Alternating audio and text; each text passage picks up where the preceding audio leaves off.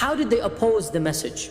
By many ways. Of them is they tried to convince Abu Talib, and then they tried to block the da'wah indirectly, and then they had a showdown with Abu Talib. What else did they do in order to prevent the prophetic message from being taught to others? The third thing that we'll mention is that they tried to ban the recitation of the Quran in public. They tried to make it that if the Quran were recited, they would drown it out with their voices, or they would not even allow it to be recited. The fourth tactic was to ridicule the Prophet ﷺ and the believers. Another tactic, the fifth tactic, is false accusations, not just joking but slander.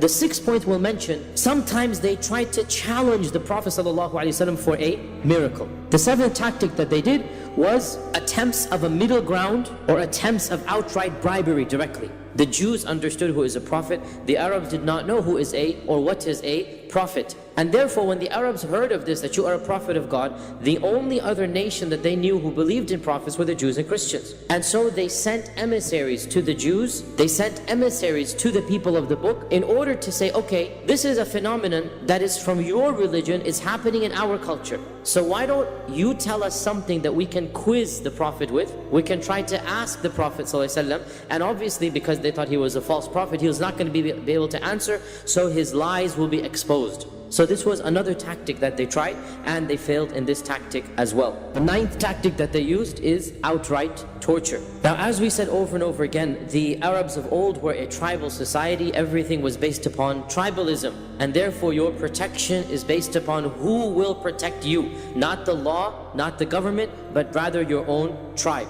And therefore, those who had tribal bonds, like the Prophet ﷺ, like Abu Bakr, like others, they were somewhat protected, somewhat. However, as we know, many of the earliest converts were from the slaves and the mawali. Sa'id ibn Jubayr asked Ibn Abbas, was the torture really that bad? So Ibn Abbas responded that the believers were tortured in early Islam so severely, and they were starved and they were deprived of water until they could not even sit up out of pain. They would have to be almost semi-conscious on the ground. And until one of them would be told, is Allat and Al-Uzza your God?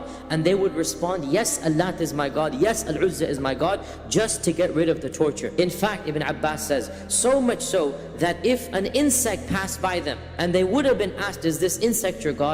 They would have responded, yes, it is my God, just to get rid of that torture. The main culprit behind all of this torture was none other than Abu Jahl. Now the question arises, what happened with the Prophet ﷺ himself? Did he undergo any physical torture? No doubt that the Quraysh overall and the Prophet ﷺ as well were relatively protected. But this does not mean that nothing happened to them. This does not mean that they were completely immune. Rather, we have a number of incidents in which the Prophet ﷺ was physically harmed. Eventually, of course, they talked about assassinating him, and then they had multiple assassination attempts, culminating in the grand assassination attempt that took place the night before the Hijrah. Sometimes Allah subhanahu wa ta'ala in His divine wisdom protected him, and sometimes for wisdom Allah knows he was not protected. There was a time when Abu Jahl was boasting to his peers, to his colleagues in Quraysh, and Abu Jahl said to the people that I swear by Allat and Al-Uzza that if I see this man again, one more time, the Prophet ﷺ, I am going to put my foot on his neck, meaning when he's in sajda, and I'm going to throw sand onto him. And the Prophet ﷺ came that day, Abu Hurairah narrated, and he started praying. And when the Prophet ﷺ went into sajda, Abu Jahl came forward trying to or attempting to put his foot on the neck of the Prophet ﷺ. But before he got to him, the people around him saw that he turned backwards. He started walking backwards, and he started pushing with his hands away, and they couldn't see what was happening. And when he returned back, they said, what happened? What happened to your threat? Why did you walk away? We saw you putting your hand out. And so Abu Jahl said that I saw between me and him a pit of fire, and there were wings hovering above that fire. When the Prophet ﷺ finished, he told the Muslims that this fire was brought by the angels. The wings were those of the angels. And had he taken one step closer, the angels would have shred him, basically to bits and shreds. They would have shredded him into bits. It is also narrated, Urwa ibn Zubayr asked Abdullah ibn Amr ibn al-As, tell me the worst thing that you saw happen to the Prophet ﷺ in Mecca. So Abdullah ibn Amr narrates what he saw. And he says, once the Prophet ﷺ was praying next to the Kaaba, when Uqba ibn Abi Mu'ayt came from behind him, and he took off his thawb, his garment, could have been like a type of shawl, and he threw it around his neck, the Prophet ﷺ's neck, and began to choke him. And the Prophet ﷺ was struggling with that choking, and the people did not intervene at all. Until finally Abu Bakr was told that your companion is being tortured. And so he rushed to the masjid, and he began beating up from behind now, because now the process of being choked from behind. And so he attacked Uqba, and he said to him, أَتَقْتُلُونَ رَجُلًا أَنْ يَقُولَ رَبِّيَ اللَّهِ? Are you going to kill a person just because he says, my Lord is God, my Lord is Allah? And there are other examples of this nature where they physically harmed him. Sometimes the harm was not physical, but rather emotional. So Ibn Mas'ud said that once the Prophet ﷺ was praying again in front of the Kaaba, when Abu Jahl and a group of his ilk, of his peers, were sitting around each other, and the day before a camel had just been sacrificed. So Abu Jahl said, who amongst you will go to the carcass of that camel? There is a dump area outside Mecca. There's an area where you would throw your trash. So who will go to the carcass of that camel and bring the entrail, the intestine, the guts, that which nobody's going to eat, it's been thrown away. Bring that and throw it on the back of the Prophet of Muhammad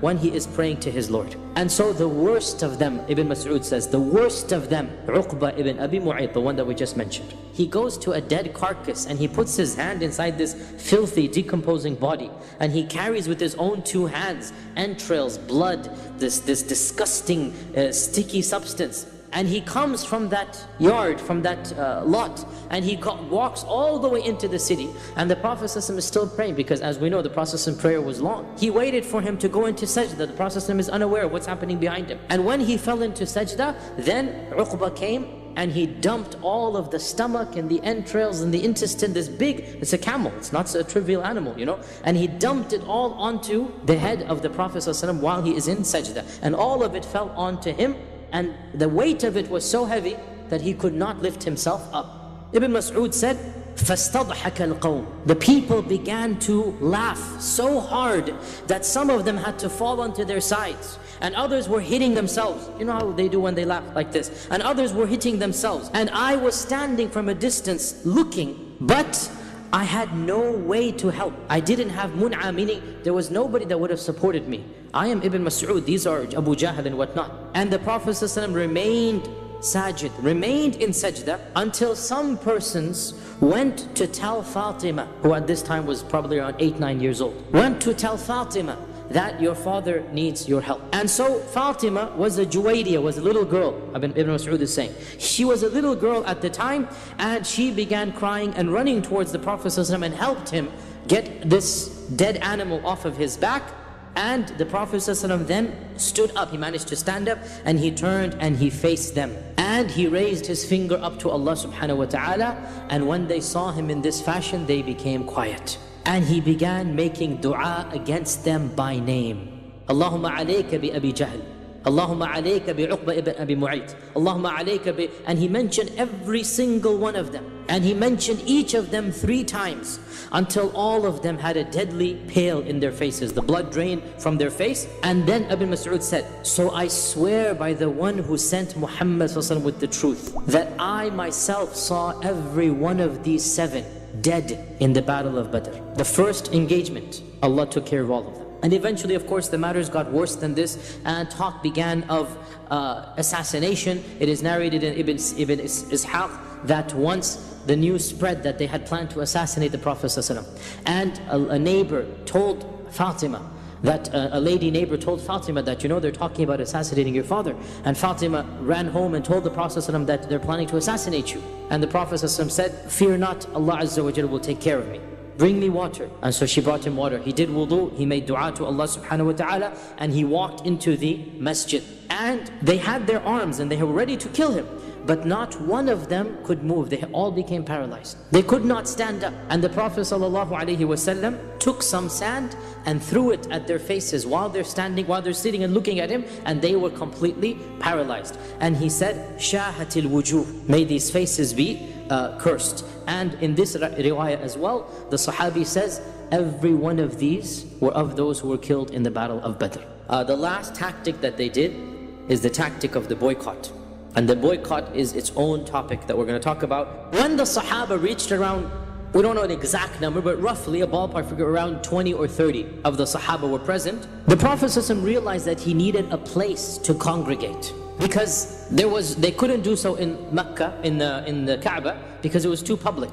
A lot of Muslims were secret Muslims. So the Prophet ﷺ decided to choose the house of, as you all know, Al-Arqam ibn Abil Arqam. And so Darul Arqam became the place where the Sahaba would meet. When did this happen? We don't have any year, but probably around, we would estimate around the middle of the 3rd or the beginning of the 4th year.